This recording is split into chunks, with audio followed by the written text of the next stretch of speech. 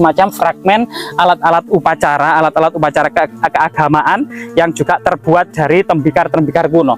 Selain itu juga ada banyak lumpang-lumpang ya, lumpang-lumpang kecil, lumpang-lumpang besar, dan berbagai macam terakota dan hiasan-hiasan dinding serta hiasan-hiasan tiang kayu yang ditempelkan di tiang-tiang kayu.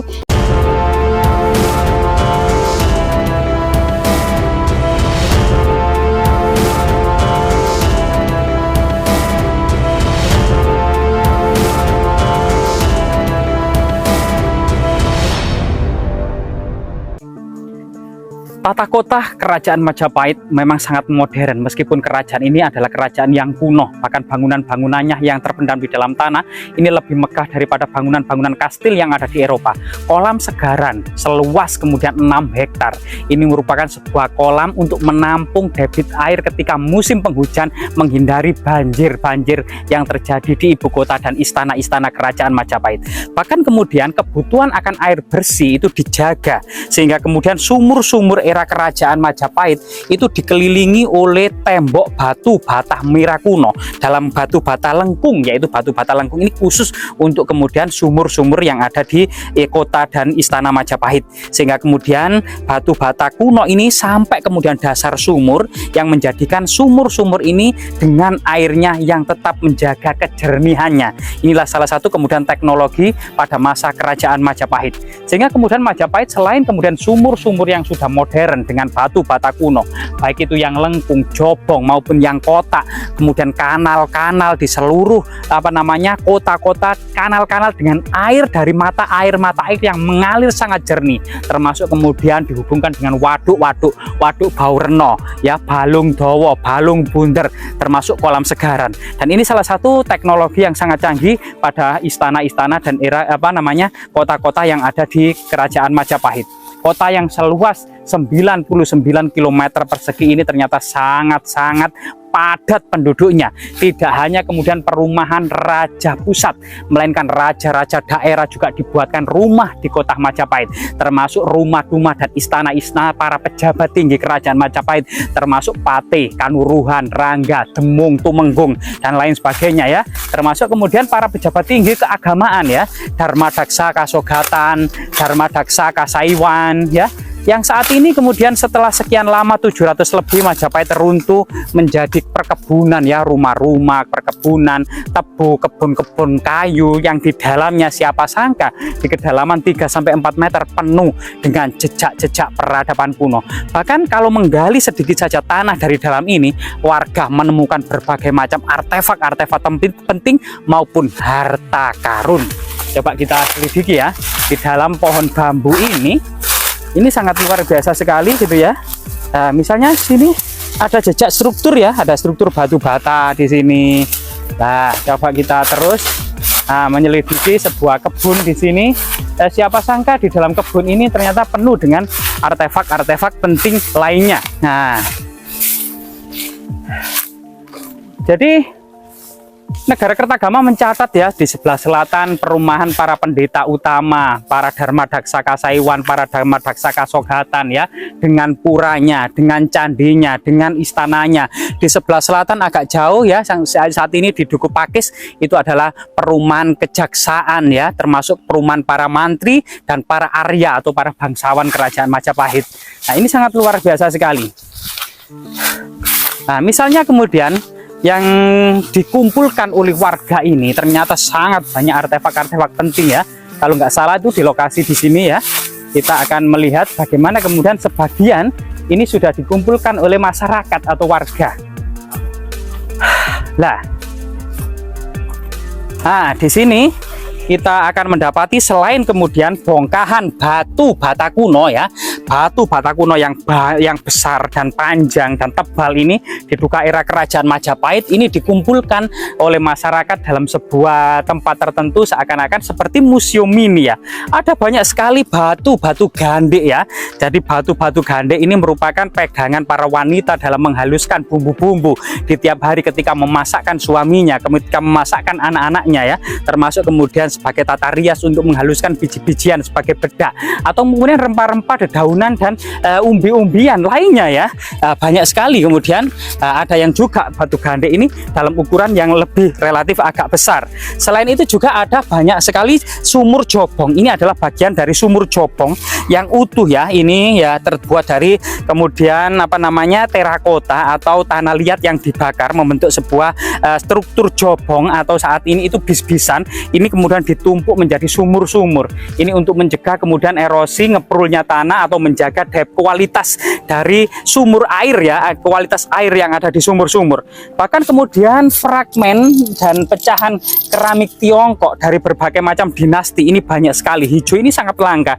Yang diduga kemudian yang sebanyak ini dahulunya merupakan perumahan para bangsawan atau elit dari kerajaan Majapahit ya, menggunakan alat-alat sehari-hari untuk masak atau untuk makan sesuatu atau menghidangkan sebuah hidangan ini dengan alat-alat diimpor dari Tiongkok ya. Tiongkok sekitar lembah sungai Huangho, sekitar lembah sungai Yangtze ya. Ada kemudian produksi-produksi terbesar dari keramik Tiongkok seperti produksi Gansu ya, Longshan lah, ini adalah lokasi-lokasi provinsi penghasil keramik-keramik Tiongkok.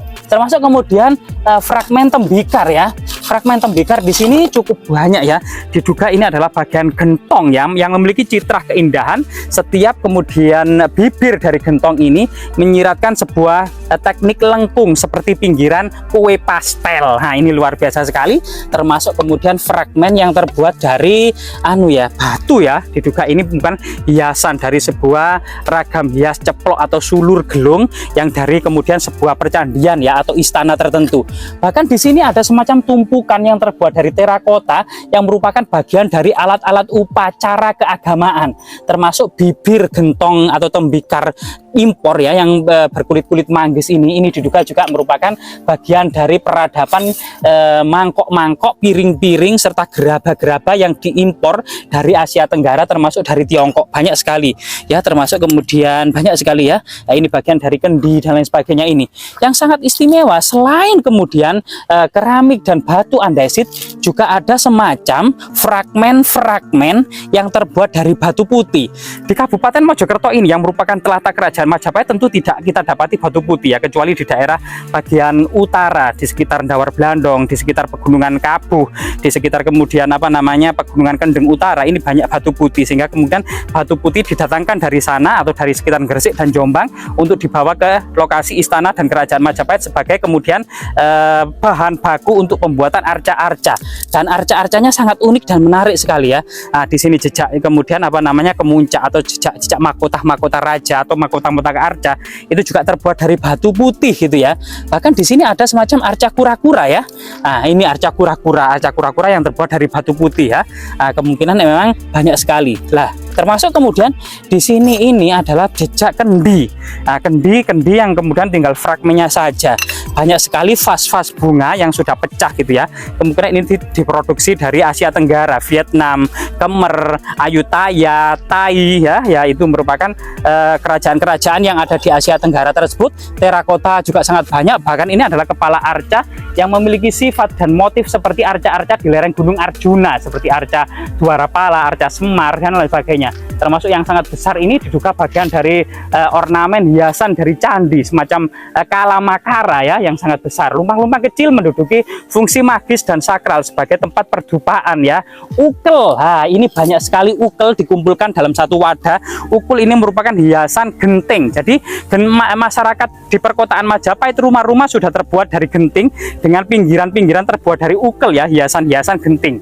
Termasuk kemudian di sini ada semacam fragmen alat-alat upacara keagamaan yang juga terbuat dari tembikar-tembikar kuno. Selain itu juga ada banyak lumpang-lumpang ya, lumpang-lumpang kecil, lumpang-lumpang besar dan berbagai macam terakota dan hiasan-hiasan dinding serta hiasan-hiasan tiang kayu yang ditempelkan di tiang-tiang kayu ini cukup banyak sekali ya. Dan bagaimana kemudian corak peradaban masa lalu yang gemerlap dengan segala teknik art ya, yaitu tradisi sebagai seni budaya dan ragam hias namanya tembikar ini yang saat ini hampir-hampir sudah mulai punah. Bahkan di sini kita menemukan semacam tempat semacam apa ya, kepala celengan ya, atau kepala kendi yang mirip seperti celengan, atau kemudian hewan babi hutan ya, hewan babi hutan sebagai bentuk celengan era kerajaan Majapahit. Coba kita lihat, banyak sekali kan di area ini fragmen-fragmen dan termasuk tubuh batu ya, arca batu, bagian pipisan, terakota ya, termasuk kemudian kemuncak, alat-alat upacara, pipisan, batu lumpang ya. Banyak sekali hal-hal yang sudah dikumpulkan oleh masyarakat. Inilah salah satu citra semacam bagaimana kemudian meraba mereka serta kemudian menerawang kehidupan masyarakat Majapahit, kehidupan masyarakat kota dan istana kerajaan Majapahit dengan berbagai peralatan-peralatan yang ada seperti ini ya. Luar biasa sekali ya, termasuk kemudian banyak sekali, bahkan ini adalah gentong-gentong raksasa yang di dalamnya ternyata berglasir warna kulit manggis kecoklatan ya. Dan di sini struktur berglasir seperti ini atau tembikar-tembikar berglasir ini diduga memang diimpor dari Tiongkok maupun Asia Tenggara. Jadi ini sangat luar biasa sekali, tinggalan di sini sangat banyak sekali, dan ini menjadikan kemudian masyarakat memiliki motivasi, inspirasi untuk terus melestarikan dan melindungi dan agar kemudian tinggalan-tinggalan seperti ini tidak hilang dan tidak lenyap gitu saja, sebagai inspirasi, sebagai edukasi juga, sebagai pengetahuan bagaimana pola-pola sejarah kehidupan perkotaan dan istana kerajaan Majapahit di masa lalu. Inilah bukti bahwasanya Majapahit itu nyata, Majapahit itu kaya, Majapahit itu makmur, dan Majapahit memang pantas melindungi seluruh Nusantara pada abad ke-14 dan ke-15. Ini sesuatu yang patut dibanggakan sebagai inspirasi jika leluhur kita pernah mampu kemudian menyatukan Nusantara dan memakmurkannya, maka suatu saat nanti kita pun sebagai generasi penerusnya akan juga memiliki kemampuan dengan usaha dan pengorbanan ya, tentunya akan bisa kemudian memiliki sejarah yang membanggakan seperti yang ditorehkan oleh leluhur kita, leluhur Majapahit.